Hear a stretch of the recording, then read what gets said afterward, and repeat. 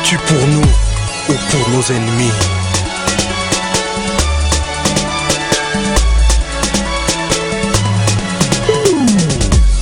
Sommes soldats du ciel, l'armée de l'éternel. Notre mission est claire, faire tomber Jéricho. Allons détruire les murs qui nous barrent le chemin. Marchons ensemble vers Jéricho.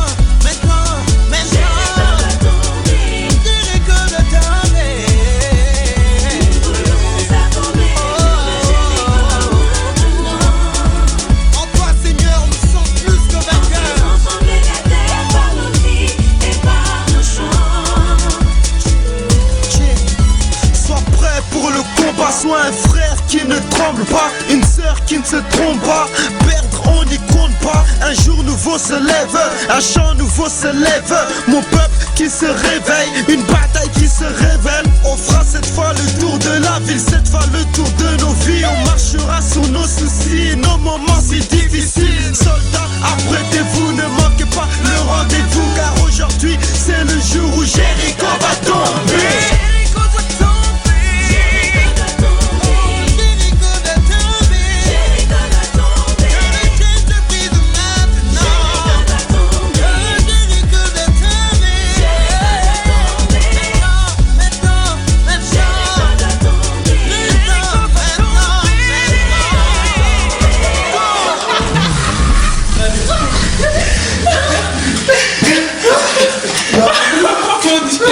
T'es commis, t'as du chaud. Ah, c'est rien.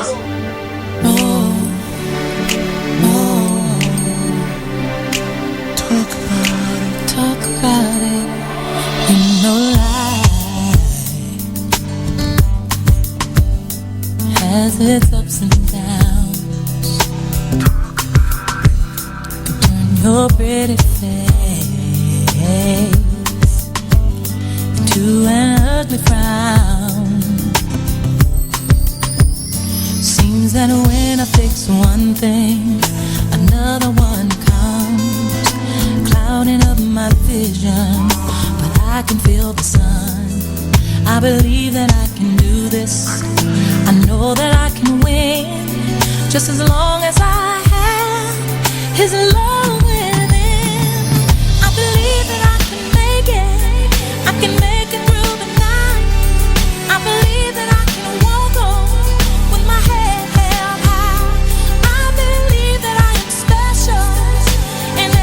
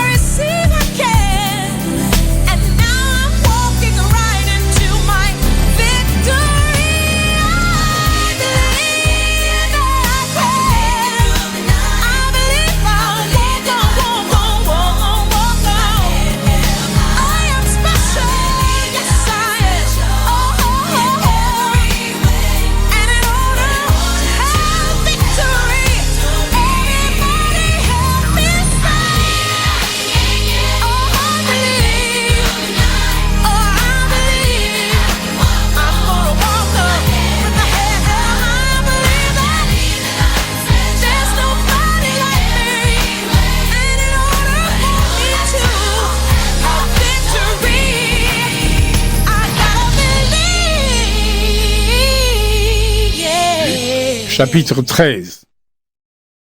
À ce moment-là, des gens viennent raconter ceci à Jésus. Pilate a fait tuer des Galiléens au moment où ils offraient des sacrifices à Dieu. Jésus leur répond. Qu'est-ce que vous en pensez? Est-ce que ces Galiléens sont morts de cette façon parce qu'ils ont fait plus de péchés que tous les autres Galiléens? Non. Mais je vous préviens. Changez votre vie. Sinon, vous allez tous mourir comme eux. Et ces 18 personnes que la tour de Siloé a écrasées en tombant, qu'est-ce que vous en pensez? Est-ce qu'elles étaient plus coupables que tous les autres habitants de Jérusalem? Non. Mais je vous préviens.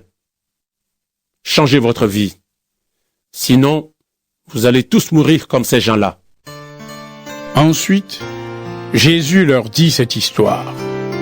Un homme a un figuier planté dans son champ. Il vient chercher des figues, mais il n'en trouve pas. Alors, il dit à son ouvrier, « Regarde, depuis 3 ans, je viens chercher des figues sur ce figuier, et je n'en trouve pas. Coupe-le. Ce n'est pas la peine qu'il use la terre inutilement. » L'ouvrier lui répond, « Maître, laisse-le encore cette année. Je vais creuser la terre tout autour, je vais mettre de l'engrais. De cette façon, l'année prochaine, il donnera peut-être des figues. Sinon, tu le feras couper. » Un jour de sabbat, Jésus est en train d'enseigner dans une maison de prière. Là, il y a une femme, malade depuis 18 ans, à cause d'un esprit mauvais. Elle est toujours penchée en avant et elle ne peut vraiment pas se tenir droite. Quand Jésus la voit, il l'appelle et dit à la femme, « Ta maladie est finie. » Il pose les mains sur elle. Aussitôt, la femme se tient droite et elle dit, « Gloire à Dieu !» Mais le chef de la maison de prière est très en colère parce que Jésus a guéri quelqu'un le jour du sabbat. Alors, le chef dit à la foule, « Il y a 6 jours où on doit travailler. Venez donc vous faire guérir ces jours-là et non le jour du sabbat. » Mais le Seigneur répond, « Homme faux, le jour du sabbat, chacun de vous détache de la mangeoire son bœuf ou son âne pour le mener boire. Et cette femme, qui est de la famille d'Abraham, Satan l'avait attachée depuis 18 ans. Est-ce qu'il ne fallait pas la délivrer de sa maladie le jour du sabbat? » Pendant que Jésus dit cela, ses adversaires sont pleins de honte, mais toute la foule est dans la joie parce que Jésus fait des choses magnifiques. Ensuite, Jésus dit, « À quoi ressemble le royaume de Dieu? À quoi est-ce que je vais le comparer? Il ressemble à ceci. Un homme a pris une graine de moutarde pour la semer dans son jardin. La graine a poussé. Elle est devenue un arbre. Et les oiseaux ont fait leur nid dans ses branches. » Jésus dit encore, « À quoi est-ce que je vais comparer le royaume de Dieu? Il ressemble à ceci. Une femme prend de la levure et la mélange à 25 kilos de farine, et toute la pâte lève. » Jésus va dans les villes et les villages, et il enseigne. Il marche vers Jérusalem. Quelqu'un lui demande, « Seigneur, est-ce que Dieu va sauver seulement un petit nombre de gens? » Jésus répond à tous, « Faites des efforts pour entrer par la porte étroite. Oui, je vous le dis, beaucoup de gens essaieront d'entrer et ils ne pourront pas. Le moment viendra où le maître de maison se lèvera et il fermera la porte. Vous serez dehors. Vous vous mettrez à frapper à la porte en disant, « Maître, ouvre-nous » Mais il vous répondra, « Je ne sais pas qui vous êtes. » Alors vous lui direz, « Nous avons mangé et bu avec toi. Tu as enseigné dans les rues de nos villes. » Mais il vous dira encore, je ne sais pas qui vous êtes. Allez-vous-en loin de moi, vous tous qui faites le mal. Alors, vous pleurerez et vous grincerez des dents. En effet, vous verrez Abraham, Isaac et Jacob et tous les prophètes dans le royaume de Dieu. Mais vous, on vous mettra dehors. Des gens viendront de l'Est, de l'Ouest, du Nord et du Sud. Ils prendront le grand repas dans le royaume de Dieu. Maintenant, il y a des gens qui sont les derniers. Ils seront les premiers. Maintenant, il y a des gens qui sont les premiers. Ils seront derniers. À ce moment-là, quelques pharisiens s'approchent de Jésus et ils lui disent: Va-t'en, pars loin d'ici. Hérode Antipas veut te faire mourir. Jésus leur répond: Allez dire de ma part à cet homme trompeur comme un renard.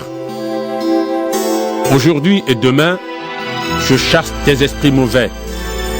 Je guéris des gens. Et le troisième jour, je finirai ce que je fais. Mais aujourd'hui, demain et le jour suivant, je dois continuer ma route. En effet, il est impossible pour un prophète de mourir en dehors de Jérusalem. Habitants de Jérusalem, vous faites mourir les prophètes et vous tuez ceux que Dieu vous envoie en leur jetant des pierres. Très souvent, j'ai voulu vous rassembler comme une poule rassemble ses poussins sous ses ailes, mais vous n'avez pas voulu. Eh bien, Dieu va abandonner votre temple. Je vous